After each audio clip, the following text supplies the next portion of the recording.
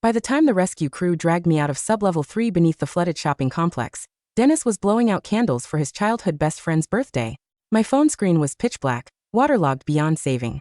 Out of 17 desperate emergency calls I had tried to make, only one message had received a reply. At 2 in the morning, his text had read, "Your GPS puts you at a hotel downtown. Stop making a scene." When I woke up in the emergency room, the nurse dialed his number and put it on speaker.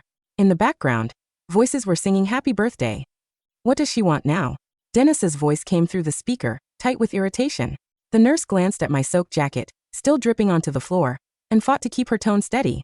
"Mr. Lawson, Tori Nicholas was trapped in the flooded basement at Northgate Plaza. She was just pulled out of critical condition." Silence stretched across the line for a few seconds. Then Brooke's soft voice drifted through. "Denis, she was definitely at the Regency downtown last night. I showed you her location on my phone myself." Denis let out a heavy, disappointed sigh. "Tori, how much did you pay actors to pull off a stunt like this?" I reached over, pulled the 4 needle from the back of my hand, and took the pen from the nurse's hand. On the emergency intake form, I drew a thick, heavy line through the emergency contact box where Denis's name sat. Stroke by stroke, pressing down hard. The black ink bled into the paper, blotting out the last place he held in my life. The night before, I had gone to the shopping plaza to retrieve the engagement ring Denis had left in his back seat. Our families were meeting for dinner the next day. Earlier that afternoon, Denis had coaxed me with a soft smile. "After tomorrow, we'll head straight to the courthouse to get our license." Brooke had been sitting beside him, cradling a mug of hot cocoa. She'd looked up and asked, "Denis, once you're married, are you going to stop caring about me?" Denis had laughed and ruffled her hair. I had set my half-empty coffee cup back on the table, without a word. At 10 that night, Denis called me. "The ring box is still in the back seat of my car. Grab it for me on your way home." Outside, heavy rain lashed against the windows, and my phone buzzed with a flash flood warning. "Let's just get it tomorrow morning," I said. Brooke's voice chimed in over the speaker first. "It's fine, Denis. I'll walk down to the garage with you tomorrow." Denis lowered his voice, his tone shifting into reprimand. "Tori, don't throw a fit over something this small." I didn't argue. I put on a coat and went downstairs. The mall was already closed for the night, and the underground parking garage was dimly lit by a single row of emergency lights. Denis's car was parked in the furthest corner of sublevel 3. The ring box sat in the back seat, carelessly shoved under a brown paper bag of roasted chestnuts that Brooke liked to eat. When I picked it up, a dusting of powdered sugar clung to my fingertips. My phone buzzed. It was a photo from Brooke. Denis was leaning over a table, lighting a birthday candle for her. Deep within the garage, a dull, heavy thud echoed through the concrete walls. The overhead lights flickered twice, and half the floor plunged into darkness. I turned to head toward the elevator lobby. As I reached the ramp leading up, the toe of my boot sank into water. A minute ago, it had been a thin sheen on the concrete. Now it was surging over my ankles, thick with silt and debris, rushing deeper into the sublevel. I called Denis. The first call rang out. The second was sent straight to voicemail. I typed out a message with cold fingers. "B3 is flooding. The water is rising and I'm trapped. Can you come down here?" The loading wheel spun for what felt like an eternity before the message finally marked as sent. I let out a breath. A second later, his reply popped up, a single question mark, followed immediately by a screenshot. A bright red pin on the map showed my location at a boutique hotel on the south side of town. Denis texted, "I thought you were at the mall?" I froze, opening my own map app right away. The screen lagged, freezing on the hotel address, while my cell signal dropped down to a single bar. "The GPS is wrong. I'm really in the B3 garage." This time, the red exclamation mark appeared. Failed to send. My phone rang. Denis's voice was icy.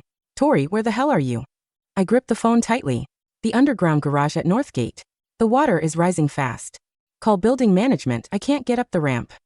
A faint sob came through the line from Brooke's side. "Denis, don't be hard on her. Maybe she just cares about you too much to tell the truth." My throat tightened.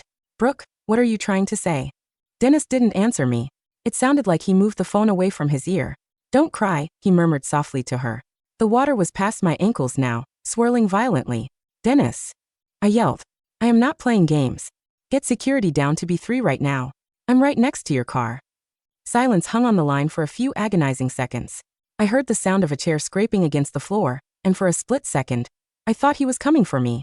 Then Brooke spoke up again, her voice trembling. "Denis, I sent you that photo earlier. Tori really was at the hotel tonight. I wouldn't lie to you." Denis's breathing grew heavy and sharp. "Tori," he said, his voice dropping into that dark, exhausted register he used whenever he thought I was being unreasonable. "Are you really doing this again? threatening to break up with me just to get attention. A wave of water rushed down the ramp, slamming into the tires of the nearby cars with a loud splash. I lifted the ring box high above my head, my fingernails digging into the velvet lining. Just get me out of here first, I begged, my voice cracking. Once I'm out, you can check whatever you want. Brooke called out softly in the background. Denis. I'm scared. When Denis spoke again, all warmth had drained from his tone. Walk out of the hotel first, Tori. The line went dead. I stood in the darkening basement, listening to the rapid dial tone against my ear. A moment later, a message popped up from Brooke. Tori, stop making a scene. It's my birthday. I stared at the words, my fingers numb from the damp cold. The muddy water was creeping past my calves. I ignored Brooke and called Denis again. Busy signal. Busy signal. On the third try he finally picked up. Tori, are you ever going to stop?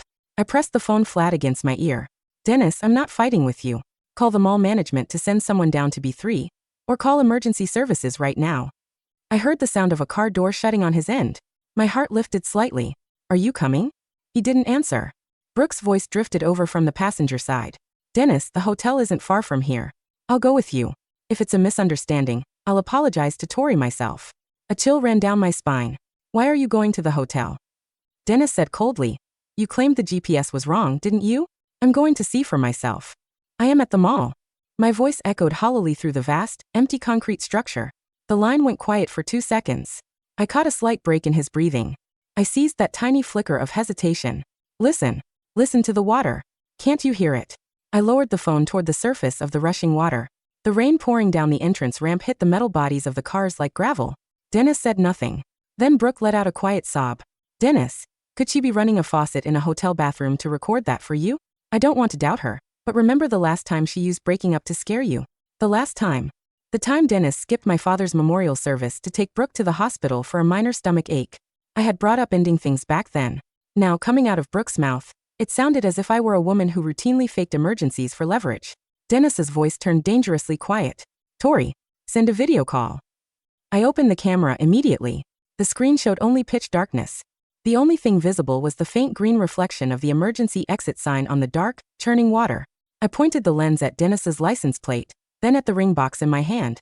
The loading wheel spun continuously. Failed to send. My signal bars dropped from 1 to no service. The water was at my knees now. I scrambled onto the running board of an adjacent SUV. Reaching my arm as high into the air as I could, the screen flickered. A photo came through from Denis. In front of a hotel entrance, a woman with her head bowed was walking through the glass doors. Her back was turned to the camera, wearing a beige trench coat identical to mine. His caption read, "Is this you?" Staring at the image, a cold dread crept up my spine. Brooke had complimented that exact coat just this afternoon. I typed out a reply. That isn't me. The moment it sent, Denis called back. His voice was colder than I had ever heard it. How long are you going to keep lying to me? I gritted my teeth, fighting back tears. Check the license plates down here. Check the garage security cameras. I haven't left B3. Enough, he snapped, cutting me off. It's Brooke's birthday. Did you really have to ruin it like this? Ruin it? The water churned closer. An empty plastic bottle floated past, slamming hard against a concrete pillar with a loud crack. I shoved the ring box deep into the inner pocket of my coat and used both hands to pull at the heavy fire exit door beside the pillar. The water pressure against the other side held it shut. I slammed my shoulder against it twice, but the steel door didn't budge an inch. On the phone, Brooke was still crying softly. Denis, forget it. Let's not celebrate anymore. It's all my fault. If it weren't for me, she wouldn't be this angry. Denis's tone softened as he comforted her. It's not your fault. A bitter laugh escaped my throat. Denis, I said, if I actually die down here tonight, will you still think it's not her fault? Silence fell complete and total over the line. After a long pause, he spoke. Tori, don't use death to manipulate me. I closed my eyes. The freezing water soaked through my jeans, turning my knees completely numb. I made one final attempt. I am in sublevel 3 of Northgate Plaza. If you send someone right now, there's still time. His reply was prompt and sharp. Your location is at the hotel. What are you still performing for? The call disconnected. When I tried to dial back, a gray banner popped up across the screen. User unavailable. My text messages refused to go through. I tapped on his profile picture. His feed had turned into a single horizontal line. Denis had blocked me. The garage returned to the singular sound of rushing water. I exited the app and dialed 911. No signal. I dialed again. Still no signal. The battery indicator in the upper right corner flashed red. 9%. Biting my lip, I climbed onto the roof of the SUV, holding the phone up toward the concrete ceiling. This time, the call connected. The dispatcher's voice came through, fractured and faint. Emergency, state your location. Northgate Plaza. Sublevel 3. B3. I'm trapped. Before I could finish the sentence, the line dropped. Fearing the battery would die completely, I searched my contacts for the mall's direct customer service hotline. I pressed call. It rang 7 or 8 times before a man picked up. Northgate customer service, how can I help you? I almost sobbed with relief. Sublevel 3 is flooded. I'm trapped down here in B3. Please send someone down immediately. The representative's voice shifted instantly. Ma'am, stay on the line. Can you see a license plate or a pillar number near you? I leaned over the edge of the roof, straining my eyes in the dark. B3. Section F. F17. Got it. We're notifying property management and the fire department right now. Stay as high up as you can and do not touch any electrical boxes. I heard the sound of footsteps scrambling on his end. In the distance, a faint horn echoed from above ground. I slammed my palm against the metal roof of the car. I'm down here. The sound was swallowed by the roaring water. The floodwaters had reached the door handles of the vehicle. I reached into my bag, pulled out the dampering box, and tucked it into the inner lining of my jacket, right against my chest. The hard edge pressed against my ribs. The token of his promise to marry me felt colder than the water below. The phone buzzed again. It wasn't Denis. It was an unknown number. I answered it immediately, ready to repeat my coordinates, but Brooke's voice came through instead. Tori, why aren't you answering Denis's calls? My grip tightened around the phone. How did you get this number? She paused, her tone dropping into a gentle, innocent murmur. The front desk looked up Denis's number using his license plate. He's driving, so he asked me to check on you first. Tell them to get down here. B3 Section F, F17. Tori. Brooke let out a soft sigh. Can you please stop doing this? Denis is already at the hotel. The front desk confirmed a woman in a beige trench coat walked in earlier. I kept my voice low and steady. That wasn't me.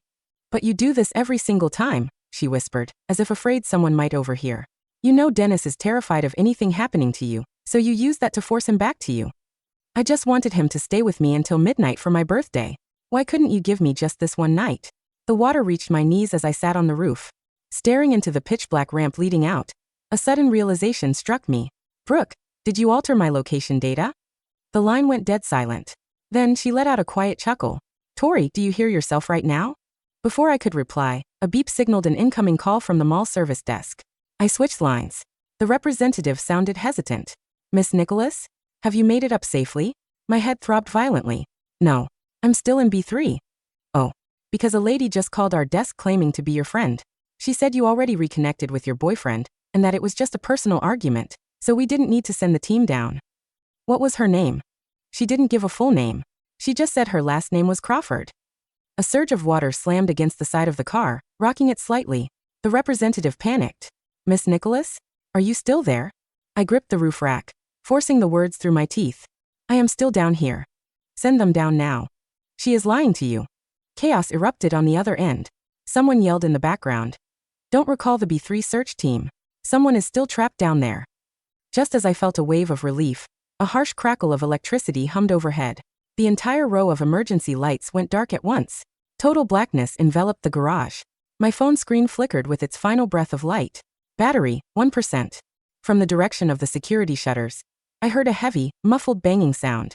I opened my mouth to scream, but my throat could only produce a dry rasp. The freezing water was at my waist now. I pounded my fists against the roof of the SUV. Once. Twice. The noises from outside suddenly grew louder, clearer. Over here. I heard something in Section F.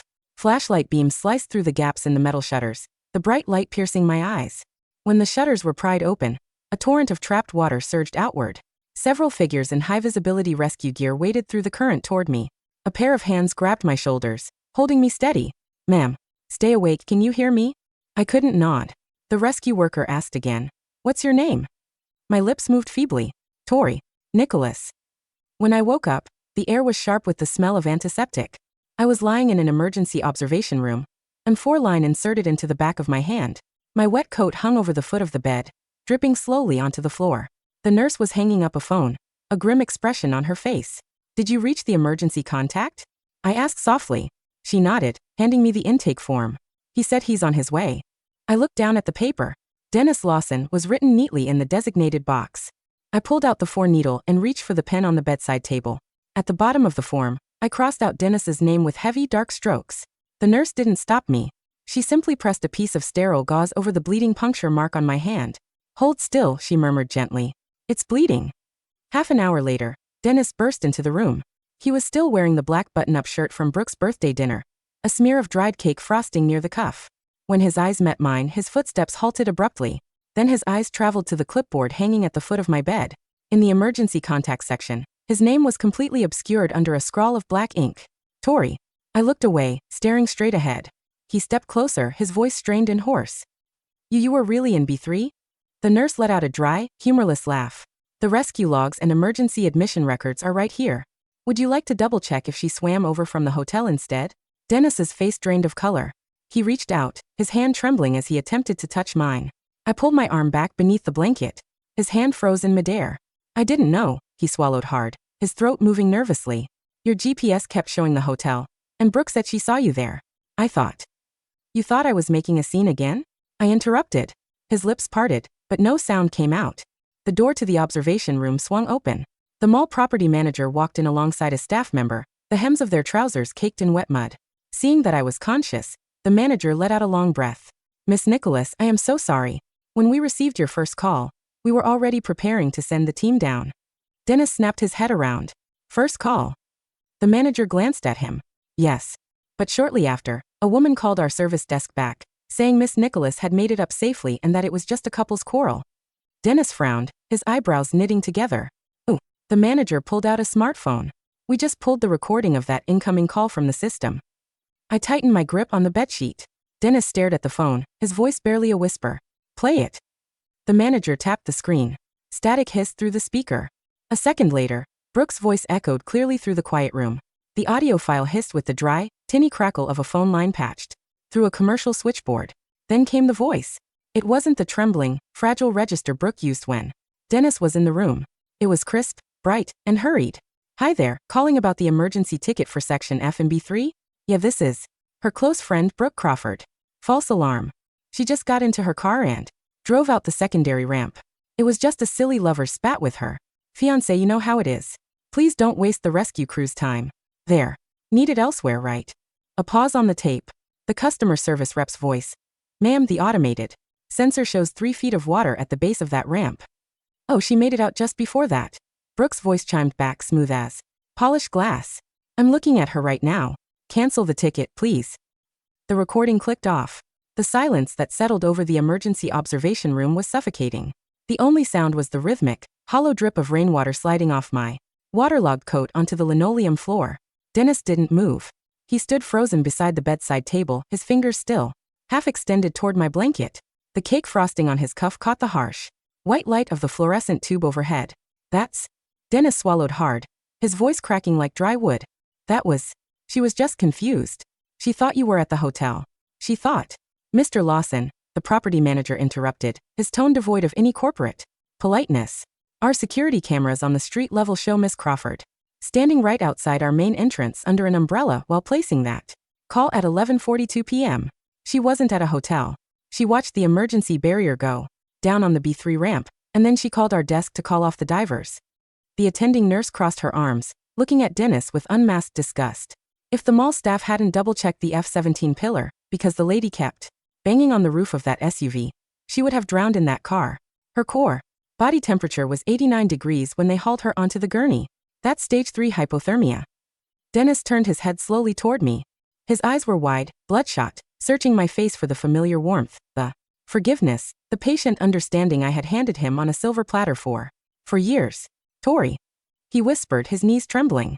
I swear to God. I didn't know. The GPS, she showed me the red dot. She showed me the photo of the coat. I thought you were just punishing me for spending her birthday with her. I looked at him. I didn't feel rage. I didn't feel the burning urge to scream, or throw the plastic water pitcher at his chest, or demand to know why my life was worth less than a slice of birthday cake. I felt only a vast, hollow quiet, the kind of silence that exists at the bottom of a frozen lake. I reached into the pocket of my soaked coat, hanging from the bed frame. My fingers brushed against the damp velvet box. I pulled it out. The deep blue fabric was caked with gray mud from the garage runoff. When I opened it, the platinum band inside caught the light, surrounded by a faint, sticky crust of Melted powdered sugar from Brooke's chestnuts. I picked the ring out of the velvet slot and placed it into Denis's limp, open palm. Your car is still down there, I said, my voice hoarse, scraping against my throat like sandpaper. The water reached the steering wheel. The insurance adjuster said it's a total loss. Denis stared down at the ring in his hand as if it were a burning coal. Tori, no, don't do this. We're going to the courthouse tomorrow. Our parents are meeting at the restaurant at noon. There is no dinner, Denis, I said quietly, pulling the coarse hospital blanket up to my chin. And you need to leave. The police are on their way to take my statement. The police? Denis's voice hitched in panic. Why would you call the police? Tori, this is a misunderstanding between us. Brooke is just immature, she didn't mean to. She called off a rescue team while knowing I was standing in 4 feet of water. I cut in, looking directly into his eyes. That isn't a misunderstanding, Denis. That is attempted murder. The private dining room at Liver smelled of roasted duck, white lilies and expensive perfume. At 12:15 p.m., Denis's mother, Evelyn Lawson, was adjusting the gold bracelet on her wrist while reviewing the vintage champagne list. My parents sat across the table, my mother checking her watch with a faint frown. Tori is usually so punctual, my mother murmured, looking toward the heavy mahogany doors. I hope the rain didn't cause traffic on the bridge. Evelyn offered a tight, patronizing smile. Well, you know how young women get before their registration day, probably spending hours getting her hair done. Denis has been running around all morning taking care of the arrangements, as usual. The double doors swung open. Denis walked in first. He was wearing a freshly pressed charcoal suit, but he looked like a ghost that had been dragged through gravel. His tie was slightly askew, his hair damp from the rain outside, and his eyes were hollow-rimmed, with deep red shadows. Behind him, holding his arm with a delicate, trembling grip, was Brooke. Brooke was dressed in an ivory wool dress, her eyes downturned, looking like a fragile doll that might shatter in a strong breeze. Denis, darling, Evelyn beamed, setting down her menu. Where is Tori? And why did you bring Brooke? Not that we mind, of course, but today is for the immediate family. Tori is right behind them. A calm voice echoed from the hallway. I stepped into the dining room. I hadn't gone home to change into the silk dress my mother had laid out for the registration lunch. I wore a simple black turtleneck, dark slacks, and a beige trench coat, clean, dry, and stark. Beneath my collar, the white edge of a medical dressing peeked out where the EMTs had treated the chemical burn from the garage's oily runoff. Tori. My mother stood up immediately, her eyes widening as she saw my pale face and the bruised discoloration along my knuckles. What happened to you? Were you in an accident? Denis rushed forward, his hands outstretched. Tori, please, let's talk outside. First. I told you I would explain everything to our parents. I didn't step back. I didn't look at him. I walked straight past him and took the empty chair at the head of the table. From my leather shoulder bag, I pulled a clear plastic evidence sleeve containing 3 items. My waterlogged cracked smartphone, the official incident report stamped by the Metro Fire Department, and a thumb drive containing the security footage from Northgate Plaza. I laid them on the white linen tablecloth right between the floral centerpiece and Evelyn's champagne glass. What is the meaning of this? Evelyn demanded, her aristocratic brow furrowing with displeasure. Tori, if you're having second thoughts about the prenuptial agreement, this is hardly the time for theatrics. Mrs. Lawson, I said, my voice steady, though the raw scratchiness made everyone at the table lean in. Last night at 11 o'clock, your son sent me to his car in the sub-basement of Northgate Plaza to retrieve his engagement ring during a citywide flash flood warning. Denis's father, Richard Lawson, lowered his wine glass. Denis, is this true? It was just an errand, Denis began, his face turning an ugly shade of gray, while I was trapped in 4 feet of rising water. I continued, unhurried. Denis was at the downtown lounge blowing out candles for Brooke's 24th birthday. Brooke let out a tiny, wounded sob, hiding her face against Denis's sleeve. Tori, I didn't know the plaza was flooding. I swear I didn't. You didn't know? I tilted my head, looking directly at her. I picked up the thumb drive and slid it across the table toward Richard Lawson, who was a senior partner at the city's largest commercial litigation firm. At 11:42 p.m., Brooke Crawford called the emergency dispatch desk at Northgate Plaza, identified herself as my close friend, and told them to recall the rescue divers because I had already driven home. She made that call from the sidewalk, 50 feet from the entrance, while watching the water level submerge the lower windows. Richard Lawson's face hardened instantly. As a lawyer, he knew the exact penal code for what I had just described. Denis, Richard's voice dropped into a dangerous register. Did you know about this call? No. Dad, I swear on my life I didn't know. Denis shouted, his composure shattering completely. He turned to Brooke, grabbing her by the shoulders with a violence that made her gasp. Tell them you didn't tell me about that call. You told me she was at the Regency. You showed me the red pin on the map. Brooke shrank back, tears streaming down her contoured cheeks.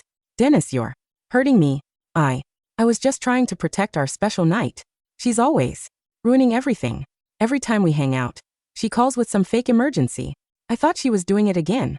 She was in sublevel 3. Denis roared, his voice cracking through the quiet, luxurious restaurant. They pulled her out with a rope. Her heart almost stopped. The dining room fell into a terrifying, frozen silence. My mother stood up, her face white with fury, and walked over to where Denis stood. Without a word, she delivered a sharp, echoing slap across his face. The crack of skin against skin resounded off the chandeliers. Get out of our sight, my mother whispered, her hands shaking with rage. Both of you. If you ever come within 100 yards of my daughter again, I will make sure the Lawson name is dragged through every courtroom in this state. Denis didn't hold his cheek. He didn't even blink. He looked at me, his eyes brimming with tears, dropping to one knee beside my chair on the plush carpet. Tori, please, he choked out, reaching for the hem of my coat. I made a mistake. A horrible, stupid, blind mistake. But I love you. You know I love you. I'll cut Brooke off completely. I'll never speak her name again. I'll spend the rest of my life making this right. I looked down at the man I had spent 4 years loving. The man whose laundry I had folded, whose career anxieties I had soothed, whose childhood friend I had tolerated with infinite, exhausting patience. I felt nothing. Not hatred. Not grief. Just the profound, liberating realization that he was entirely insignificant. Denis, I said softly. He looked up, a desperate glimmer of hope sparking in his eyes. The police are waiting in the lobby downstairs, I told him. They're here to take Brooke in for questioning. You should go with her. After all, she hates being alone in the dark. The investigation moved with the clinical, unyielding momentum of a freight train. Detective Sarah Lynn of the Special Investigations Unit sat across from me in the precinct conference room 2 days later. On the whiteboard behind her, a detailed timeline had been mapped out with red and black dry erase markers. Miss Nicholas, Detective Lynn said, clicking a pen.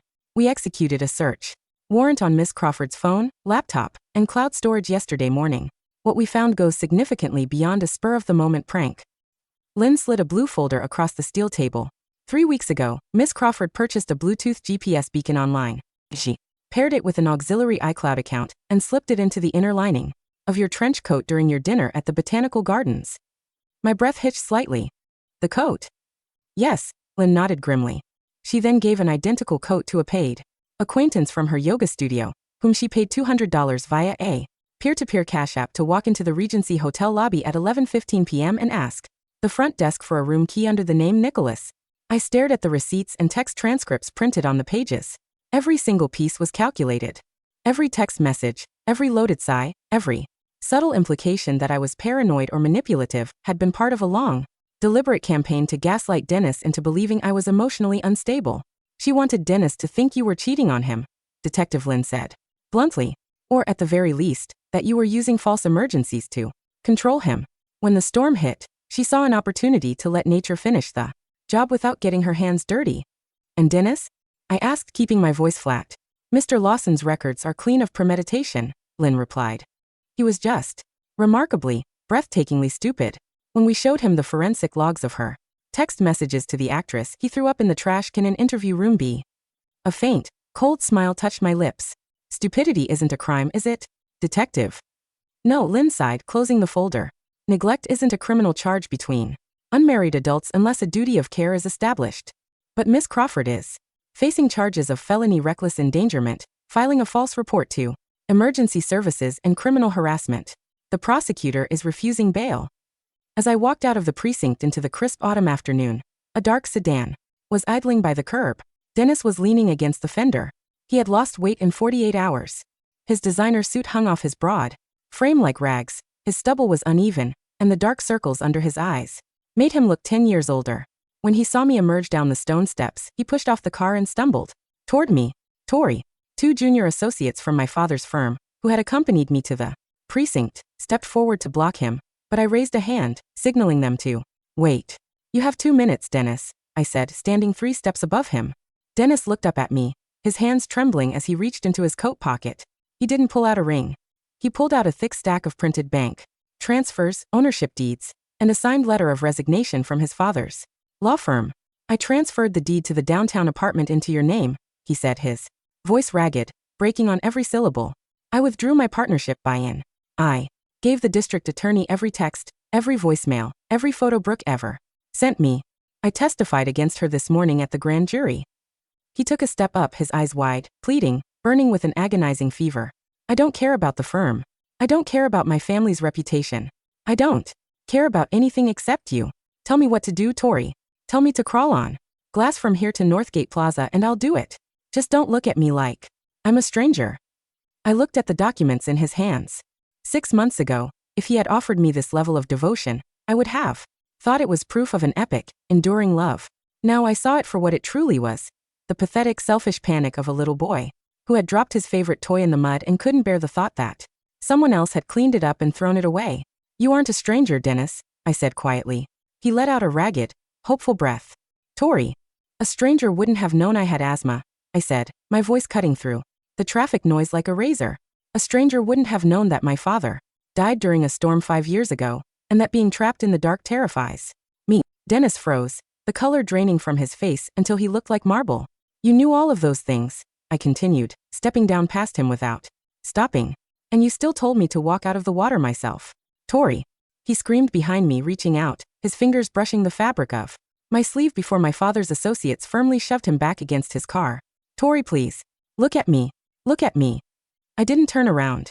The heavy glass door of my car clicked shut, cutting off his frantic, broken shouts. Over the next 6 months, the city moved on, as cities always do.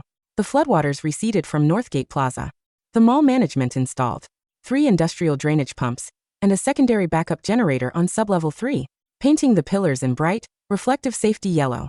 I didn't stay in town to watch the repairs. I accepted a senior project director position with an international urban planning consultancy based in Seattle.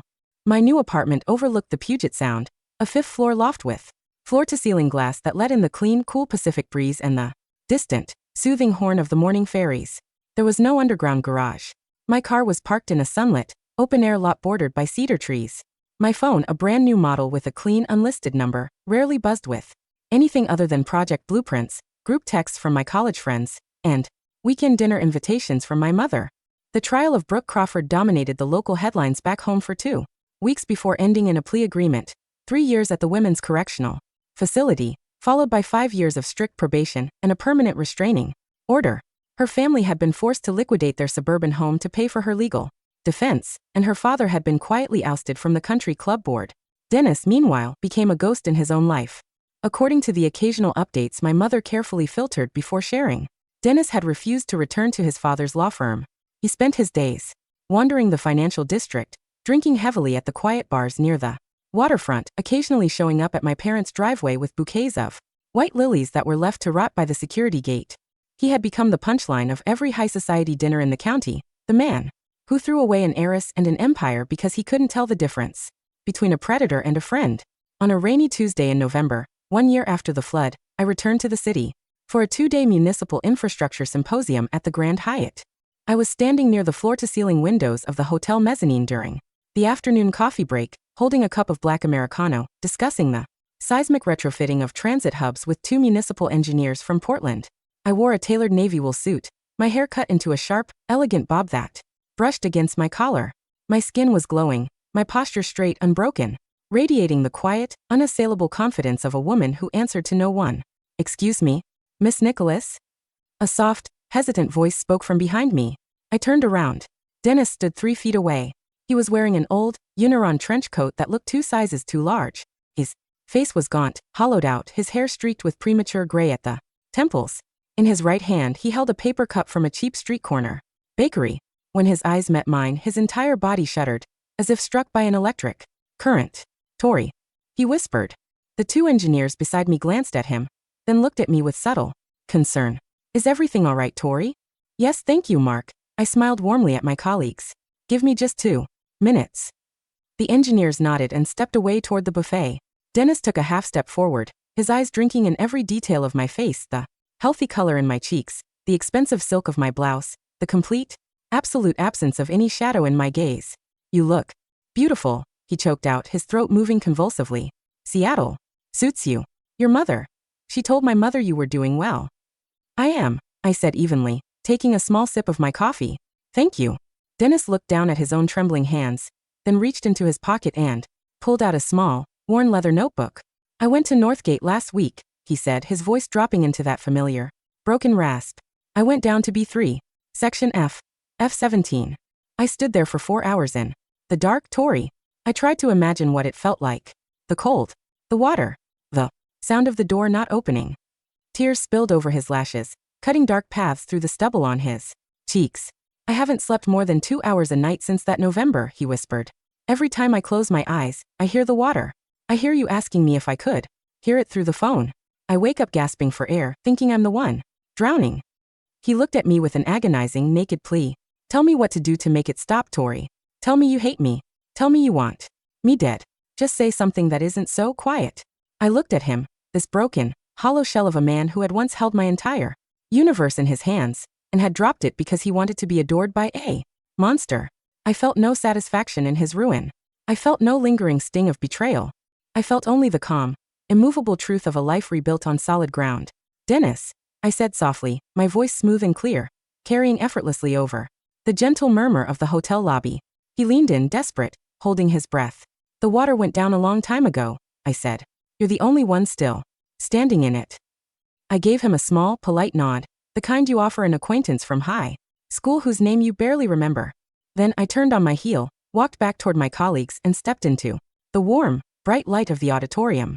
Outside, the autumn rain beat against the glass, rolling harmlessly down the clean, treated surface, vanishing into the gutters below.